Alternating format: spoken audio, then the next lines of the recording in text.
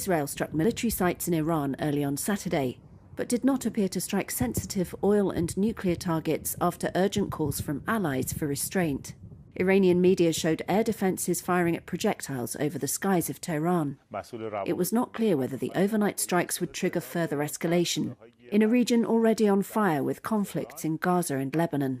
We conducted targeted and precise strikes. Israel's military said scores of jets had completed 3 waves of strikes before dawn against missile factories and other sites, in retaliation for an Iranian attack this month. It warned Iran not to hit back.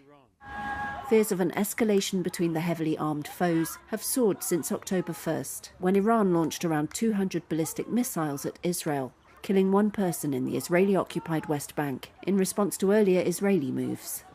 Israel notified the United States before striking, but Washington was not involved in the operation, a US official told Reuters. Shahram Akbarzadeh of Melbourne's Alfred Deakin Institute said it wasn't in Iranian leaders' interest to escalate further. So this has been a calibrated attack, and the ball is in Iran's court just to see how they will respond. I think the expectation in Tel Aviv is that Iran would be too fearful to respond to the attack, and that Israel has achieved its objective. The streets of Tehran appeared busy on Saturday. Tehran said its air defences had successfully countered the attack, but 2 soldiers were killed and some locations suffered limited damage. A semi-official Iranian news agency vowed a proportional reaction to the Israeli strikes, though Israel's military did not change public safety restrictions across the country, in a sign it did not expect an immediate Iranian response. A senior Biden official said Israel's, quote, targeted and proportional strikes should be the end of direct exchange of fire between the 2 countries, but that Washington was prepared to once again defend Israel if Iran should choose to respond. Leaders of Israel and Iran on Sunday appeared to give conflicting accounts of Israel's attack on Iran a day earlier, with Israel's Prime Minister Benjamin Netanyahu saying the airstrikes, quote, hit hard Iran's defenses and missile production, and Iran's Supreme Leader Ayatollah Khamenei saying that narrative was exaggerated. Netanyahu spoke at a memorial service for soldiers killed in the Israel-Hamas war on Sunday. In the early morning hours of Saturday, we fulfilled our promise. The Air Force attacked throughout Iran. We hit hard Iran's defense capabilities and its ability to produce missiles that are aimed at us. The attack in Iran was precise and powerful and achieved all of its objectives. The heavily armed arch-enemies have engaged in a cycle of retaliatory moves against each other for months. Saturday's long-anticipated strike involved scores of fighter jets bombing targets near the capital Tehran and in western provinces. At least 4 soldiers were killed. The attack came after an Iranian missile barrage directed at Israel on October 1st, much of which Israel said was downed by its air defenses. Khamenei on Sunday said the country was weighing its response while disputing Israel's account. The second point is related to this evil move that Israel made here 2 nights ago. Well, they made a mistake. They, of course, exaggerated it. Their exaggeration is wrong, but note that downplaying it is also wrong. Saying no, there was nothing, it wasn't important, and this is also wrong. The calculation error of the Zionist regime needs to be disrupted. They have a calculation error regarding Iran. With warfare raging in Gaza and Lebanon, direct confrontation between Israel and Iran risks spiraling into a wider regional conflict. But a day after the airstrikes, there was no sign they would spark further escalation. A senior administration official for U.S. President Joe Biden said the attacks were a proportional response to Iran's earlier attacks with low risk of civilian harm, while Biden has called for a halt to the escalation. Israeli forces withdrew from a hospital complex in northern Gaza on Saturday, 1 day after storming it. Health officials said on Friday Israeli forces had stormed Kamal Adwan Hospital, one of 3 medical facilities struggling to operate in the area. The Palestinian Health Ministry said troops had detained dozens of male medical staff and some of the patients. Nurse Maysoon Alian said they were trapped in the reception area during the siege. On the next day in the morning, we were all surrounded from all sides. There was shooting from all directions with bombs and mortars, and they evacuated all those who were sheltering here. Medics said at least 44 of the hospital's 70-member team had been detained by the army. It later said the army had released 14 of them, including the hospital's director. An Israeli military spokesperson declined to comment on the hospital's report. Before the army raid, medics said at least 600 people had been in the hospital. Medics said at least 2 children had died inside the intensive care unit after Israeli fire hit the generators and oxygen station in the facility on Friday. 3 nurses were injured during the raid, and 3 ambulance vehicles were destroyed, the health ministry said. The Israeli military said it operated in the area of the hospital based on intelligence, quote, regarding the presence of terrorists and terrorist infrastructure there. Israel says its forces returned to northern Gaza to root out Hamas fighters who regrouped in the area.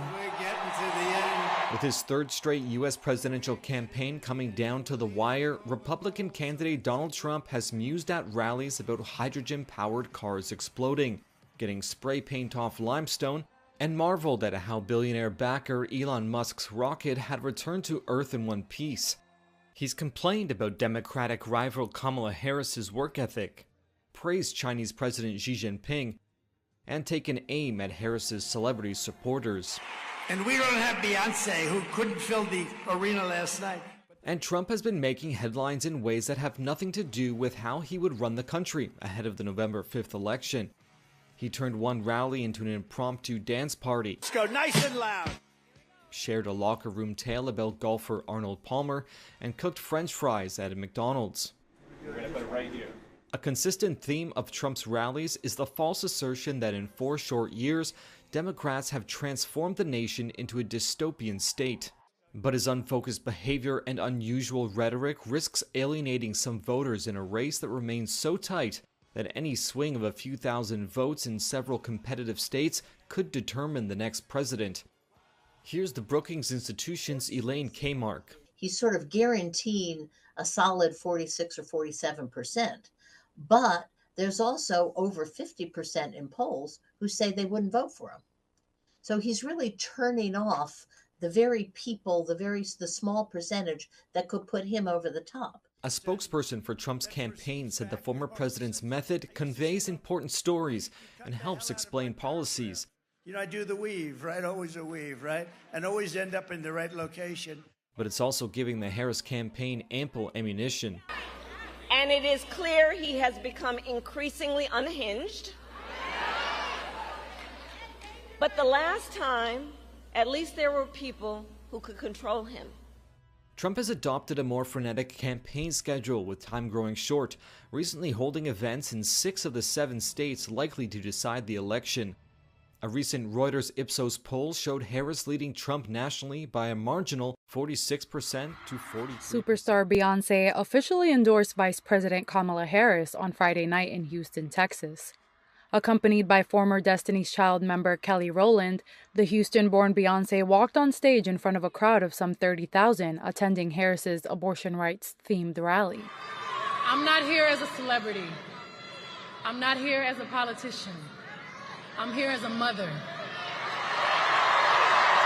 A mother who cares deeply about the world my children and all of our children live in. Beyonce's first political appearance this election cycle comes at a crucial time for Harris. National opinion polls show her summertime lead over Republican opponent Donald Trump in the race for the November 5th election has all but evaporated. However, Harris has picked up a considerable advantage over Trump with women, who most polls and surveys show make up much of Beyonce's audience. But a communications professor at Pace University told Reuters that while Beyonce is one of the entertainment industry's most powerful women, celebrities are not guarantors of political victory for candidates. Harris has had Hollywood endorsements from actors Julia Roberts and Jane Fonda, and musicians Bruce Springsteen, Usher, and Lizzo. Trump has won the endorsement of wrestler Hulk Hogan and musicians Ted Nugent and Kid Rock. The time has come for a discussion on whether Britain should commit to reparations for its role in the transatlantic slave trade. That's what leaders of Commonwealth nations said in a joint statement on Saturday as they wrapped up a week-long biannual summit in Samoa, though Britain has long rejected calls for financial compensation for nations affected by slavery. noting the calls for a discussion on reparatory justice. At a news conference, Commonwealth Secretary-General Patricia Scotland read out the statement, noting the issue's importance to the group's 56 members, who are mostly former British colonies. The time has come for a meaningful, truthful and respectful conversation towards forging a common future based on equity. Victims of what's called blackbirding were also included in the statement. That's a term for people from places such as the Pacific Islands being deceived, coerced or kidnapped to work on plantations. The statement did not mention what form reparations should take. So we agreed a plan here in Samoa to boost investment across the Commonwealth. British Prime Minister Keir Starmer told a separate news conference that the summit's reparation discussions have not been about money. With the climate crisis the other concern topping the group's agenda, the Commonwealth leaders also issued their first Oceans Declaration on Saturday. It agrees that a nation's maritime boundaries should remain fixed, even if climate change causes small island states to be submerged. That would allow atoll nations to continue reaping the economic benefit of vast fishing grounds after losing its lands. The declaration bolsters momentum for international law to recognise the perpetual statehood of sinking island states. Many of the Commonwealth nations, including the summit's host Samoa, are low-lying islands at risk from rising sea levels caused by climate change. Georgia's most powerful man claimed victory in an election on Saturday, according to early official results. With 70% of precincts counted, those results showed the ruling Georgian Dream Party had won 53% of the vote, the Electoral Commission said. The results do not include most ballots cast by Georgians living overseas. The Georgian opposition initially also celebrated victory, and some monitors reported election violations. But a parallel count operated by one of the opposition parties showed Georgian Dream in a strong position to win a majority. Though it lost out to the combined opposition in parts of the capital, Tbilisi, it won margins of up to 90% in some rural areas. However, opposition parties are contesting the results and said they would not accept them, with the leader of the Coalition for Change party calling it a, quote, constitutional coup, according to the Interpress news agency. Georgian Dream's billionaire founder Bidzina Ivanishvili, the opposition and foreign diplomats had cast the election as a watershed moment that would decide if Georgia moves closer to the West or leans back towards Russia. Ivanishvili told a crowd in Tbilisi that, quote, it is a rare case in the world that the same party achieves such success in such a difficult situation. This is a good indicator of the talent of the Georgian people. Ivanishvili, who made his fortune in Russia in the 1990s, came to power in 2012 advocating pro-Western views alongside a pragmatic policy towards Russia. He's since soured on the West, accusing a global war party of seeking to drag Georgia into war with Russia, even as he insists Georgia is on course to join the EU. If victory for Ivanishvili's Dream Party is confirmed, it would be a blow to the EU's hopes of bringing more former Soviet republics into its orbit. Uruguay seems poised for a runoff election next month. That's after a presidential vote on Sunday where neither candidate secured the majority needed for a first-round win. Results showed that center-left candidate Yamandu Orsi of the Broad Front Party secured over 41% with 60% of votes tallied, while conservative Alvaro Delgado had secured around 29%. Speaking to supporters Sunday evening in the capital Montevideo, which has historically backed the center-left, Orsi struck an upbeat tone despite not securing an outright victory. It is a moment of joy, deep happiness, change and hope. Today the Uruguayan people have won. Today hope is triumphing, and you are here to prove it. However, the mood was more subdued among some Broad Front voters that Reuters spoke to, with some saying the result was tighter than they expected. Sunday's distant third-place finisher was the young, social media-savvy conservative Andres Ojeda. He has pledged to support Delgado to block a left victory if he is knocked out in the first round. His near 17% of votes, combined with Delgado's 29%, according to current tallies, could be enough to eventually beat the left in a runoff. As initial results came in on Sunday, Delgado voiced confidence in his chances in a second round. Here is a team, a coalition that today has started to form a government. That there is a team, a coalition that today started to select a president of the republic. There is a team, a coalition that will not allow our future to be taken away. We won't allow it. Uruguay's race between two centrist candidates bucks a Latin American trend of sharp right-left divides. The significant overlap between the major conservative and liberal coalitions has taken some of the sting out of the result. Vote counting was also underway Sunday for a binding referendum on pension reform that would lower the retirement age by 5 years to 60, and another that would boost police powers to fight drug-related crime. Exit polls show both were likely rejected.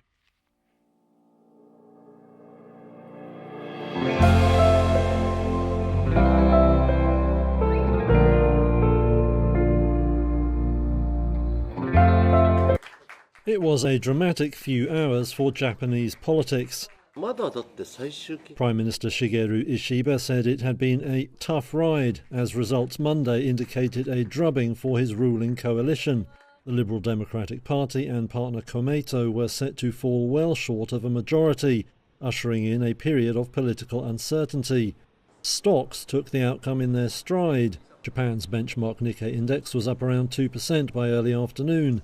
One analyst said that was partly just relief that an unpredictable election was over.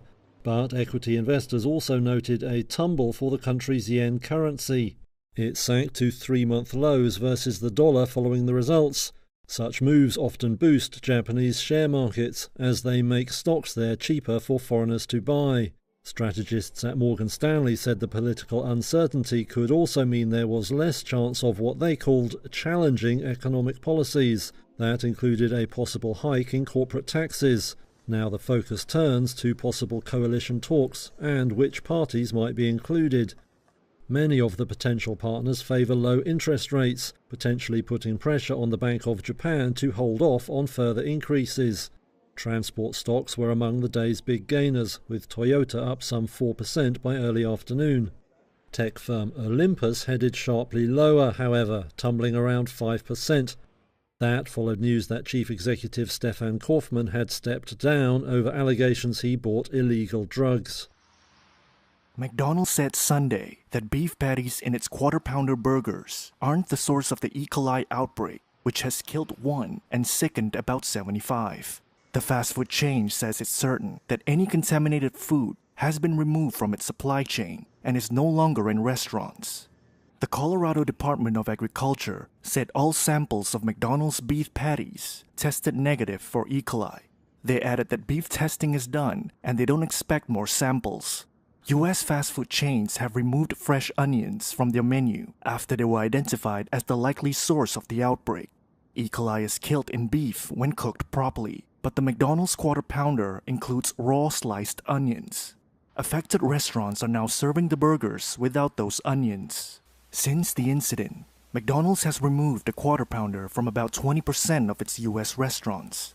Previous E. coli outbreaks have hurt sales at big fast food chains as customers stay away from affected outlets. McDonald's said it would soon start serving Quarter Pounders again, and they should be in all restaurants over the coming week.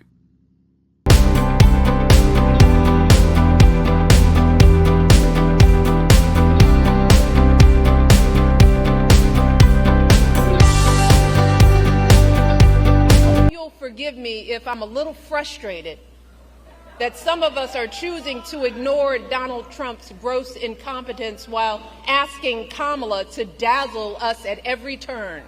I hope that you'll forgive me if I'm a little angry that we are indifferent to his erratic behavior, his obvious mental decline, his history as a convicted felon. A known slumlord, a predator found liable for sexual abuse, all of this while we pick apart Kamala's answers from interviews that he doesn't even have the courage to do, y'all. Please, do not hand our fates over to the likes of Trump, who knows nothing about us, who has shown deep contempt for us. Because a vote for him is a vote against us, against our health, against our worth.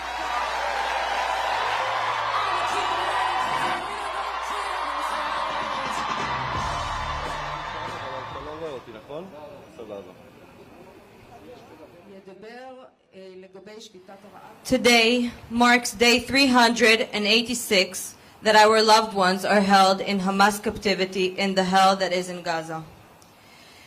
In the wake of Israel's attack on Iran, we fear a regional escalation which will distance us further from a life-saving hostage release deal and sentence our loved ones to death in captivity.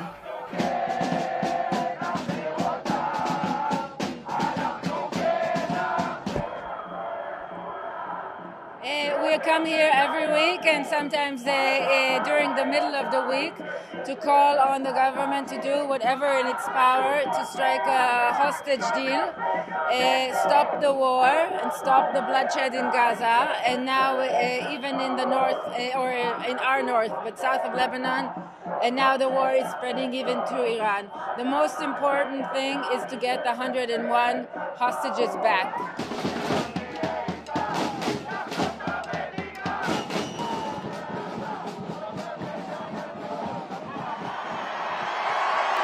I'm not just MAGA, I'm dark, gothic MAGA. Well, the energy in this room is incredible. This is a real battle. This is a real election battle. So you need to get friends and family to vote. Make sure they vote early. This is important. We're going to be putting up a scorecard, okay? An early vote scorecard, state by state, county by county. What is the scorecard? Vote early. Vote now. America's just not just going to be great. America is going to reach heights that it has never seen before. The future is going to be amazing!